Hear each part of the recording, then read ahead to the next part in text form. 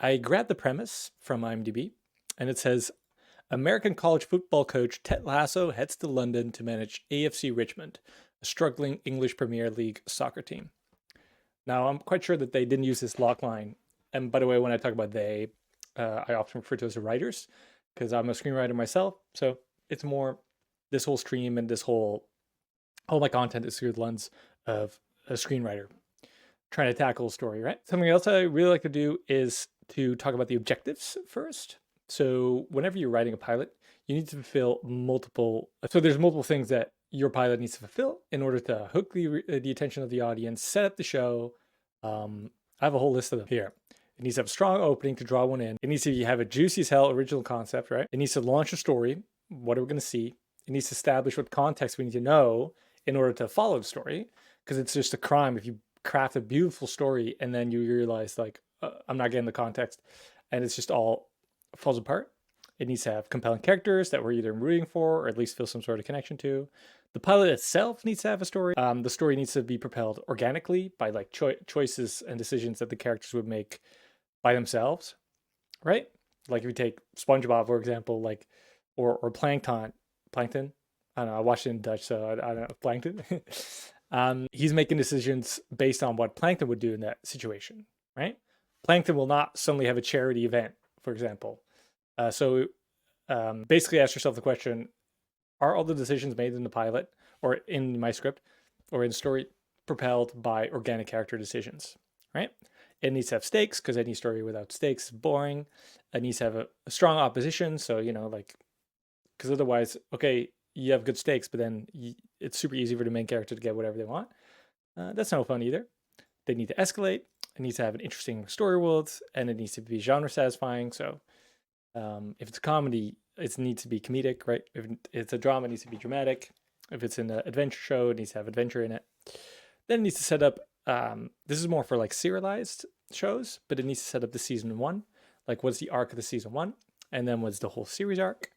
A good tool for like making compelling characters is showing what they're really strong at, what they were good at, and also like a weakness or a fear or something that they don't like about themselves.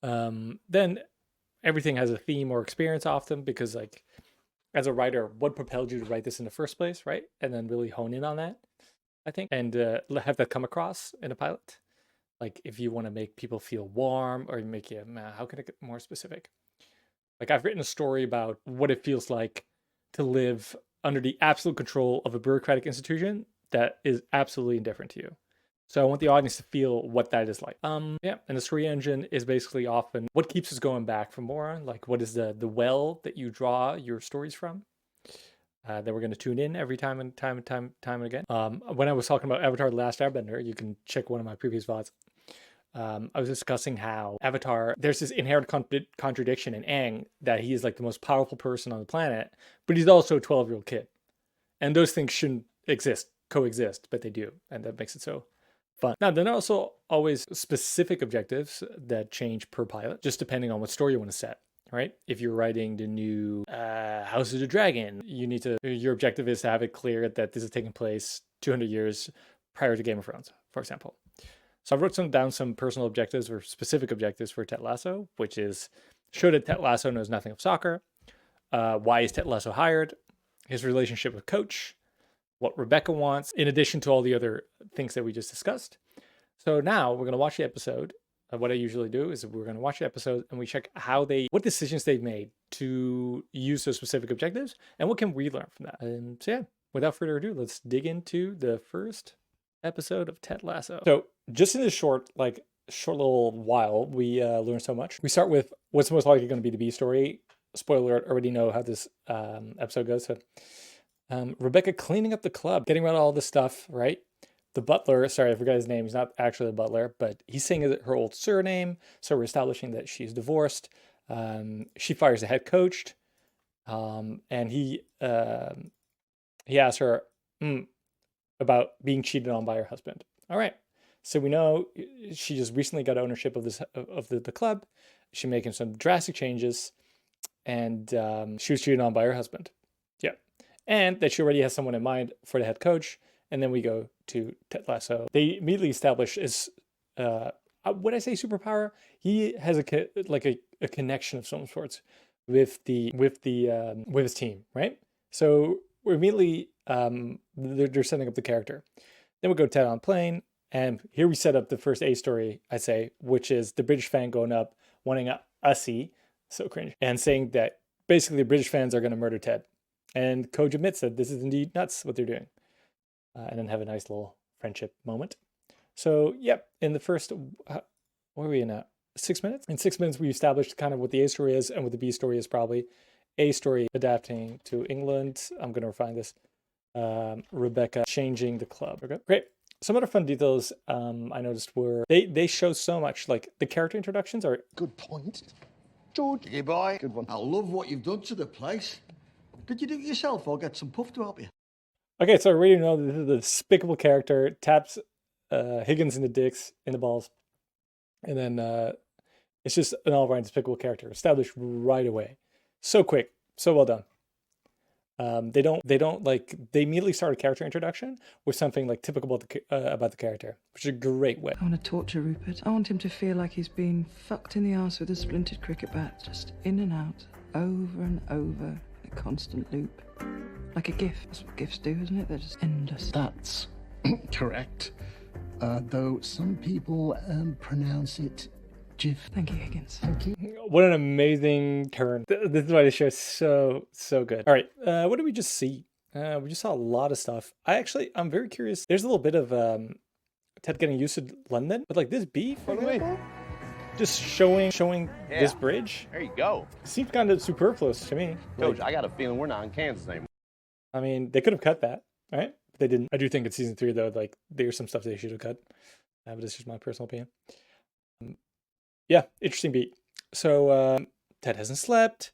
They see the sights of the chauffeur. They touch the grass. Nathan comes running. Nathan's awkward as hell. To touch again on that point of how they introduce the characters, it's like, look at this. No, what a great introduction. Get off the pitch! Stop touching the grass! Yep. Who are you? The character introductions of the show are phenomenal. It's just like how can you set up a character in 2 seconds? I'm definitely gonna steal that. Intro to oh yeah. Ted doesn't drink tea, he just likes coffee. So there's this whole repeating gag with him adjusting to England. Rebecca gives a tour. Ted asks how she's holding up with the divorce and all. This sets up a series arc, actually. So there's a little hint of there's a little beat here. I didn't... Coffee thing as long was right. In the script, but it sets up the rest of the season, right? Because the first season is all about Rebecca's and Ted's like interaction.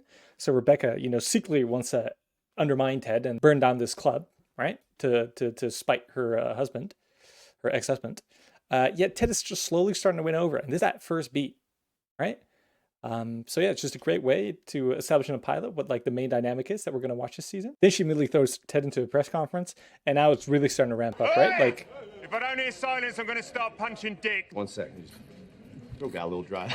This is just great. And then Trent Grimm, phenomenal, and they really start to lay in on him. Like now it's becoming clear what the stakes are, and the opposition just rises and rises. And then in a great twist, right, Rebecca reveals that she hired Ted to burn down his club, and now he literally has everyone against him. So it's a phenomenal, like, not only is so much established, so a part of the objectives that we had show that Ted Lasso knows nothing of soccer. We do that in the press conference. Why Ted Lasso's hired just after press conference. His relationship with the coach, airplane beat, right? What Rebecca wants just after press conference. So now we're halfway through the script, and we've established all of our major objectives that are specific to the show. So fast. Even though it doesn't feel quite fast, it's like they're very succinct. Yeah. And after this point, reading this, I was like, I gotta watch this show. Like, I have to watch this show. Great, let's keep watching. Skeptic. Oh, I missed some stuff. Look at this. CV that you all find acceptable, but he does have one thing this club doesn't. A trophy from this millennium. And this is also establishes Rebecca's power, right? Which, what would you say? Like, she's tenacious, she's like confident, put together, challenging. Yeah. And also, we also know what Coach's strength is, which is he's just super knowledgeable, right? So all these characters feel so distinct. So well done. And then Higgins, what is the Higgins superpower? Like, we'll find out later, I think. Once again, these intros of these characters are so great. So take, for example, Roy Kent. We saw him a couple of times already, like in these short like interstitials here, reacting in the locker room somewhere right here, right? We see him right here already, but it's not really an introduction, right? And you can't really expect a viewer or a reader to follow along, because there's a difference between a reader and a viewer. I recognize this guy from the screen, but if you're reading this as a script, you know, you're a development exec and you get the script submitted by a writer. If I'm dropping frames, I apologize. It's much harder, right? Much harder to envision and keep track of all the characters because you don't have any visual cues, just names. Yeah, so let's take a look at the intro. 3 essential characters here. Like a kitty cat when it gets spooked by a cucumber. Who the heck is that? Jamie Tart. Classic old school box to box. Oh, God, what? Oh, that does not come lightly from that fella, I'll tell you that. But you continue to impress, Nathan. You remember my name? Holy smokes, did you see that? That fella looked like a kitty cat when it gets spooked by a cucumber. Who the heck is that? Jamie Tart, top scorer on the team. Fuck off. Boom, that's how you intro a character, Hey, right? what's David he Tart. Sorry, is Roy Another Kent here? Oh, it's Sam. I think Roy Kent was introduced earlier Classic. for the sport drinks. Okay, well, let me use in a sentence so it sticks. Oh, yeah, right here. The gaffer, me, is going out to the pitch, the grass here, to watch practice. Training. They call practice training. Oh, it's vernacular. It won't be tough. You know what? I'm gonna get it. Great. I was definitely going to steal like first 2 lines, you know, like who this character is basically, or something like very telling about the character. Yeah. Ted walks into the locker room, the players enter, right, they bully Nathan. Ted is interrupted by Keeley, right? So his speech doesn't go as well as he wanted. They restructure the office. Roy gives him peace of mind, thinks he's setting them up for failure, right? Keeley helps him, but then doesn't really help him. And oh yeah, this Higgins says he has reservations, but he's convinced anyway. And then this is a very important scene, right? Like the sadness of the call and his family house or his family situation is not all right. And there's like this profound sadness underneath the optimism, which kind of, because if Ted was only optimistic, we might not have rooted for him as much because it's not as believable. So I think it's a very important scene that they put here. However, I do think, so if we go through all the objectives, right? Like, what's the story of the pilot? It's him, strong opening, right? B1, strong opening. Very interesting concept, right? Also, like, for this concept to work, right, we need an amazing reason why he is hired in the first place. So a writer might think like, oh, like just come up with like 10 reasons. You know, they might have this concept like, oh, wouldn't it be fun if like someone coaches the English Premier League and has no experience in it? How could we achieve that, right? Well, what if it's kind of like a lottery system and he gets in? What is, and like, so you're a writer and you just write down like 10, 20, 30, 50 or 100 of these reasons, like coming up with like, what kind of ways, how would a coach who has no soccer experience get to coach a Premier League team, right? He could be the son of a previous coach. He could be amazing in another sport. He could be,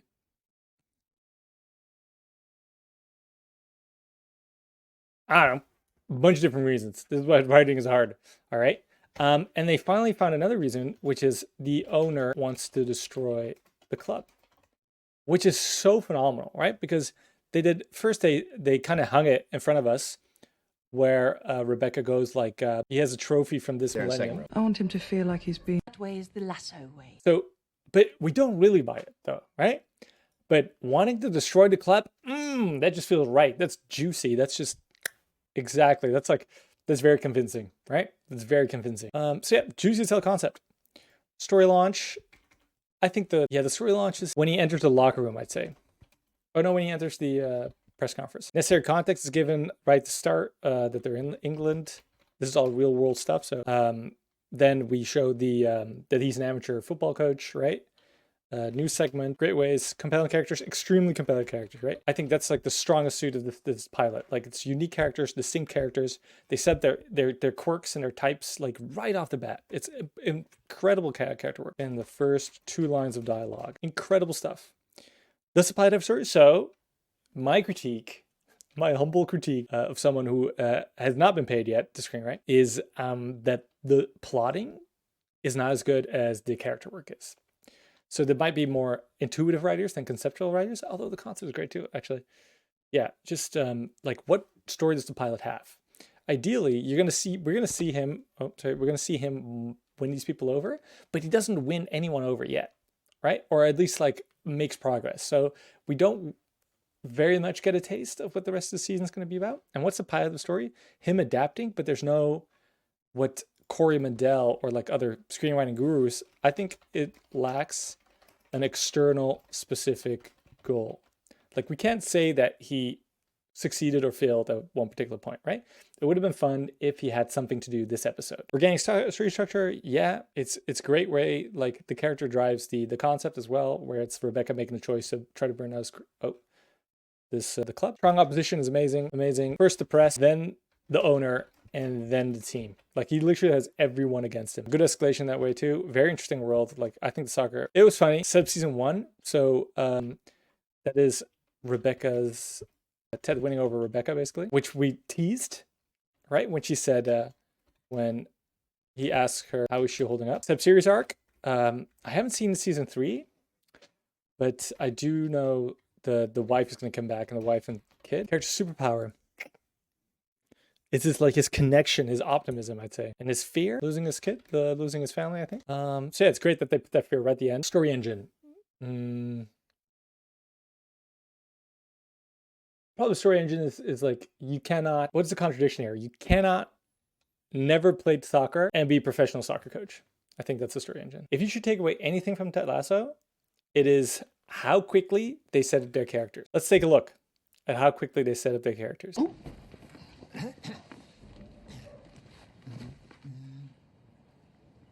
Rupert and I bought this. Spineless yes-sayer. Hey, boy.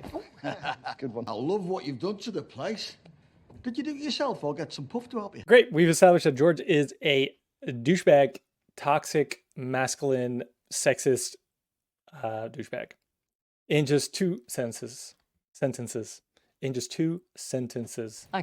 Recently, it was Coach Lasso leading the Division II. I don't necessarily know that understanding is understanding. Okay, so they intro Ted with a sports guy commentating on it. But just look at Certainly this. not into our living rooms. For me, it'll always be Ted celebrating a moment of joy with his team in a way that you really have to see to understand. And then even when you see it, I don't necessarily know that understanding is what we're doing. Right on, Ted. Do your thing, man. All right, you already know who Ted is. Okay, I want to set up this next character, you know, pretend I'm the writer. This next character, I want to set up that he is knowledgeable and direct. Another soccer. What's the best way to set up an anxious, dutiful, like ball boy? I mean, the same, but different. Metaphor. You know it, baby. Stop touching the grass! Get off! Get off the pitch! Oh, Stop touching the grass! Please! Yep. Who are you? Well, I'm Ted Lasso. This is Coach Beard here. Oh, God, you're the new manager. Yes, sir. I didn't look to take all the grass you want. Oh, no, we just that- had it that's cut. very I can nice. go through the garbage if you want. I can get you. My name's Ted Lasso. This here's Coach Beard. I know we don't officially start quite yet, but, you know, we just wanted to pop in, say howdy, let you know how excited we are to be here. Knock, knock. Is everyone in here decent? Oh, boys, that's disappointing. Oh, shit. Am I... So great. I think that's the last character. So yeah, if you take away anything from Ted Lasso, it's how to set up distinct characters right off the top within the first 10 seconds or 2 lines of dialogue, basically, of introducing them.